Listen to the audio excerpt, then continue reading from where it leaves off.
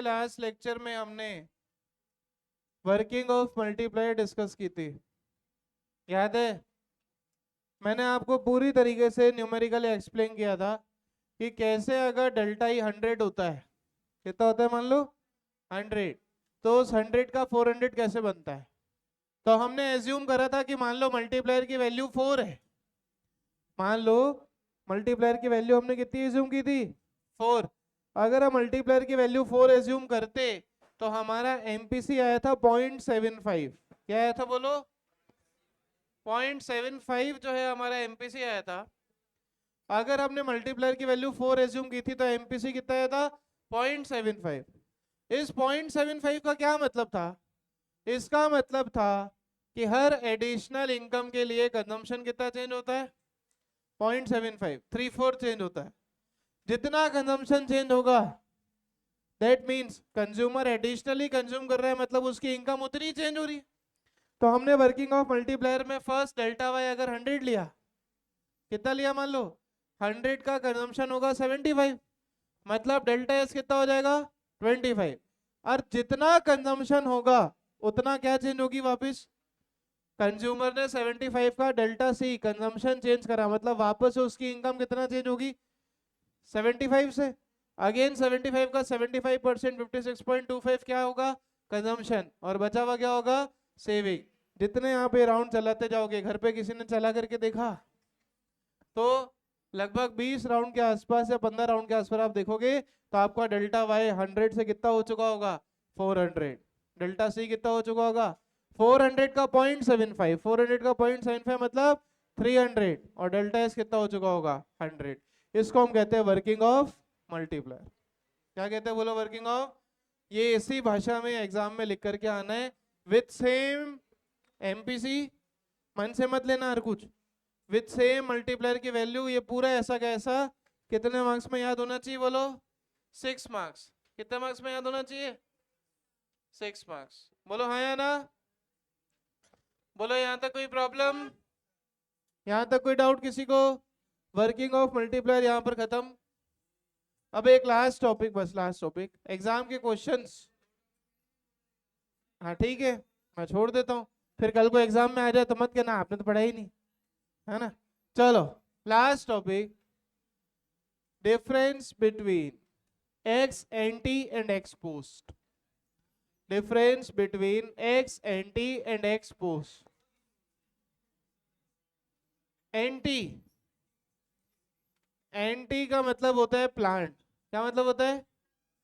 जब भी मैं बोलता हूं, ये बोर्ड का 2021 का क्वेश्चन है, difference between x anti and ex post. अब ये क्या करते हैं एग्जाम में, एंटी के साथ वर्ड सेविंग लगा देते हैं कभी, तो क्वेश्चन बन जाता है difference between x anti saving and ex post saving. या कई बार ये वर्ड लगा देते हैं difference between x anti investment and ex post investment. सिर्फ इतना सा कंसेप्ट है, और सबसे बड़ी बात तो एनसीईआरटी में दिया ही नहीं है, लेकिन पेपर में आता है। एक्स एंटी का मतलब होता है प्लान्ड। क्या मतलब होता है? प्लान्ड। बजटेड, जिसको हमने बजट में पढ़ा था। तो कभी भी एग्जाम में एंटी वर्ड मतलब आए तो आपको इंटरप्रेट करना है एंटी वर्ड को एज प्लांट। क्या इंटरप्रेट करना है? प्लांट। और पोस्ट वर्ड को, पोस्ट मतलब बाद का, बाद में, उसको बोलते हैं एक्चुअल। क्या बोलते हैं? एक्चुअल। समझ में आया? जैसे आपने बिजनेस में कंट्रोलिंग पढ़ा होगा, तो जो स्टैंडर्ड परफॉर्मेंस होती है उसको प्लांट बोलते हैं, और जो एक्चुअल आती है वो स्टेप 2 में आती है, कंट्रोलिंग के स्टेप 2 में। कंट्रोलिंग का प्रोसेस क्या है? determining the standard performance या setting up the standards and then measuring the actual performance। तो जो आपका स्टेप 1 है उसको यहाँ पर इकोनॉमिक्स में बोलते हैं एक्स एंटी। क्या बोलते हैं? X anti. एंटी का मतलब क्या होता है? Plant. Plant saving, plant investment को बोलते हैं एंटी। और जब साल खत्म होता है, जब इकोनॉमी की performance at the year and government budget में जब एक्चुअल निकल करके आती तो उसको क्या बोलते हैं? X post. क्या बोलते हैं? एक्स। बस इतना सा कॉन्सेप्ट है। एंटी वर्ड को एग्जाम में क्या इंटरप्रेट करना है? प्लांट। और पोस्ट वर्ड को क्या इंटरप्रेट करना है? एक्चुअल। अनप्लांट नहीं, एक्चुअल। Is it clear? इसके पीछे लॉजिक ये है कि आदमी एंटी को तो प्लान कर सकता है, लेकिन एक्चुअल जो आएगा वो कुछ और ही आएगा। Is it right? आज इसको आप ऐसे समझ सकते हो कि आज जैसे आपके पास में मान लो आईफोन 14 है, ठीक है, अभी लेटेस्ट चल रहा है आईफोन 17, तो इंसान ने ये प्लान कर रखा है, मान लो जैसे मैं, तो मैंने प्लान कर रखा है कि देखो पिछला था आईफोन 8 मेरे पास, तो 8 से अपन 14 पे गए, है ना, तो 8 से अगर 14 पे गए तो 14 से अगला किस पे जाऊंगा? 20 पे। 6 का प्लस है ना, 8 प्लस है 14 पे है, तो 14 प्लस से अगला आईफोन कौन सा लूंगा मैं? मान लो 20। तो उसके लिए मैं प्लानिंग आज से कर सकता हूँ, उसके लिए मैं सेविंग इकट्ठी आज से कर सकता हूँ। तो मैं उसकी कॉस्ट एस्टिमेट करता हूँ कि चलो 1.5 लाख रुपए का आना चाहिए, ठीक है। तो ये जो 1.5 लाख रुपए मैं एस्टिमेट कर रहा हूं, ये एंटी होगा। क्या होगा? एंटी। और जब आईफोन 20 मार्केट में आएगा, तो पता पड़ा आईफोन 20 मार्केट में आया 1,70,000 का, तो उसको क्या बोलेंगे? पोस्ट। क्या बोलेंगे? पोस्ट। अब मुझे बताओ कि 1.5 लाख रुपए मैं प्लान करके चल रहा था, एक्चुअल कॉस्ट कितनी आ रही है आईफोन की? 1,70,000। तो 20,000 का क्या होगा? अनप्लान। क्या होगा? अरे भाई 1.5 लाख मैंने जोड़ लिए, आईफोन 20 आएगा मान लो आज से 5 साल बाद, 3 साल बाद, राइट, तो 3 साल में मैंने 1.5 लाख रुपए जमा कर लिए मान लो, फॉर एग्जांपल कहीं से भी मांगूंगा के, तो उसको बोलते हैं एंटी। क्या बोलते हैं? एंटी। और जो आईफोन जिस कॉस्ट में एक्चुअली आईफोन 20 को उतारेगा, उसको बोलते हैं पोस्ट। क्या बोलते हैं? मतलब कि आपको ये भी समझना पड़ेगा कि एंटी में प्लांट एक्सपेंडिचर सारे इंक्लूड होंगे, लेकिन पोस्ट में 2 इंक्लूड होंगे, प्लांट एंड अनप्लांट। और प्लांट और अनप्लांट को ही मिला करके क्या बोलेंगे? एक्चुअल। अरे एक्चुअल जो 170 का कॉस्ट है उसमें 2 पार्ट है ना, एक तो 1.5 लाख जो मैंने प्लान किया, और 20,000 जो मैंने प्लान नहीं करा। तो एक्चुअल के हमेशा 2 पार्ट होते हैं, प्लांट और अनप्लांट, लेकिन एंटी का सिर्फ एक ही पार्ट होता है, दैट इज प्लांट। इसीलिए एंटी को बोलते हैं प्लांट सेविंग्स, प्लांट इन्वेस्टमेंट, लेकिन पोस्ट को क्या बोलते हैं? Actual savings and actual investment. हाँ या ना? क्लियर? सिर्फ इतना सा कॉन्सेप्ट है, इसके अलावा इसका कोई डायग्राम वगैरह कुछ नहीं है। सिर्फ एग्जाम में आए तो आप घबराओ ना कि ये कैसा क्वेश्चन पूछ लिया, ये किस चैप्टर का है, तो आप वहां लिख देना, क्योंकि एग्जाम में डिफरेंस किसी भी पॉइंट से पूछ सकते हो। X anti saving, x anti consumption, x anti consumption, x post consumption, किसी भी नाम से क्वेश्चन आ सकता है एग्जाम में। सिर्फ कॉन्सेप्ट क्या है कि एंटी का मतलब क्या होता है? प्लांट, और पोस्ट का मतलब क्या होता है? एक्चुअल। क्लियर? समझ में आया? एंटी के कोई टाइप्स नहीं होते, एंटी का सिर्फ एक टाइप होता है प्लांट, लेकिन एक्चुअल के 2 पार्ट होंगे, प्लांट एंड अनप्लांट। हाँ या ना? हाँ या ना? लिखो, लास्ट टॉपिक इस चैप्टर में, अब लास्ट है, difference between x anti and ex post variables. Difference between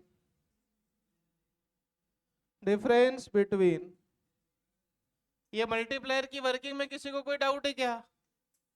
अरे ये मल्टीप्लायर की वर्किंग एग्जाम में लिख लोगे, मल्टीप्लायर को 4 मानना है, एमपीसी निकालना है, 1/1 एमपीसी निकाल के सही ढंग से निकालना है, फिर 0.75 एमपीसी का इंटरप्रिटेशन, और फिर टेबल बना के दिखानी है, delta Y is equal to delta C plus delta S. अगर 100 की इनकम मानोगे तो 75 का कंजम्पशन, 25 की सेविंग, जितना कंजम्पशन बढ़ेगा उतना ही कंज्यूमर की इनकम बढ़ रही, तभी तो वो कंजम्पशन बढ़ा रहा है।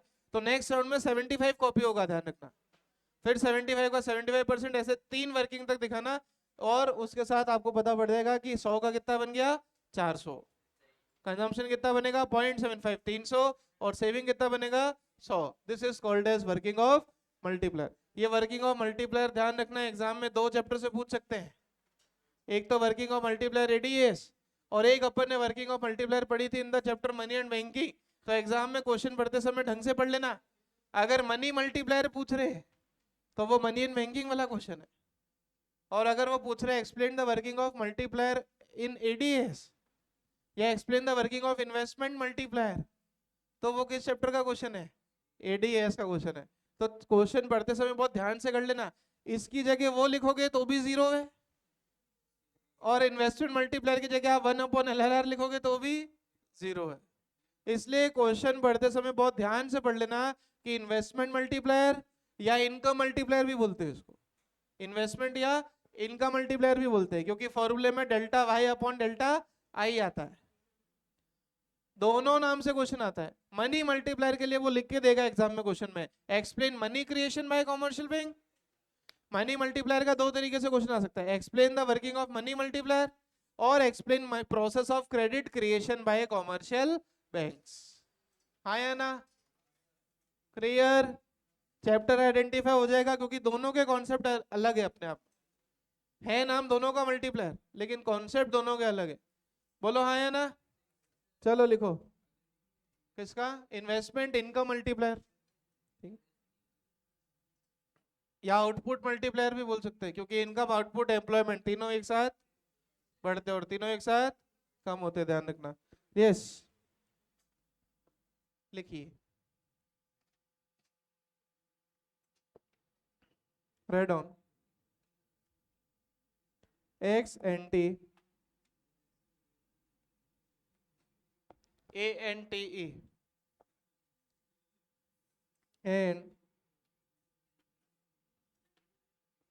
X post variables, x and t and exposed variables basis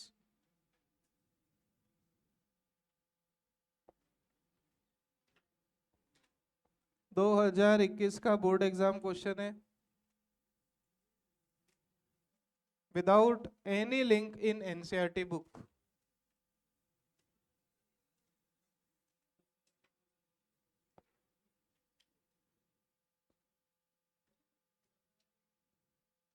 heading में ही लिख दो ऊपर, पोस्ट का मतलब क्या होता है? एक्चुअल, अभी समझाया। पोस्ट का मतलब क्या होता है? एक्चुअल। और एंटी का मतलब क्या होता है? प्लान। पोस्ट का मतलब एक्चुअल और एंटी का मतलब प्लान। ये सेम कॉन्सेप्ट आपके फाइनेंशियल मैनेजमेंट में भी आएंगे। आएंगे बोलो, फाइनेंशियल मैनेजमेंट, 12th वाला नहीं, इंटर वाला, ठीक है, एसीसीए में भी आएंगे। First point,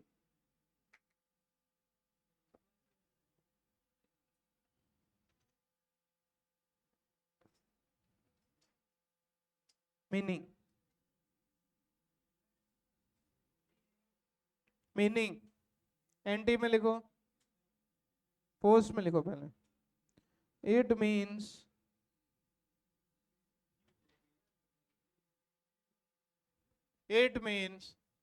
actual quantity, it means actual quantity, that is, अब वर्ड एग्जाम में कुछ भी आ सकता है, एक्चुअल सेविंग और एक्चुअल इन्वेस्टमेंट,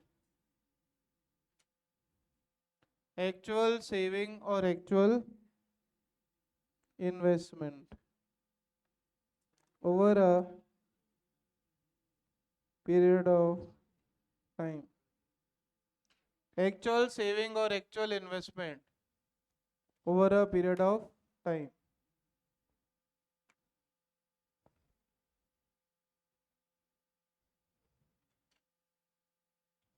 एंटी में लिखना, it means plan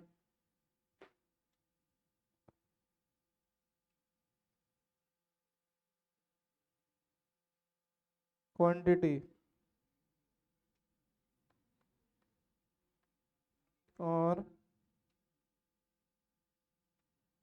plan saving और इन्वेस्टमेंट, प्लान्ड सेविंग और इन्वेस्टमेंट।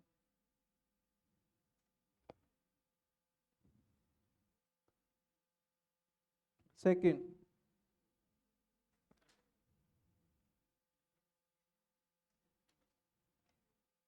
इंक्लूजन, बोलो, पोस्ट के दो पार्ट अभी समझाए, प्लान्ड और अनप्लान्ड, लेकिन एक आपका प्लान्ड हमेशा क्या होगा?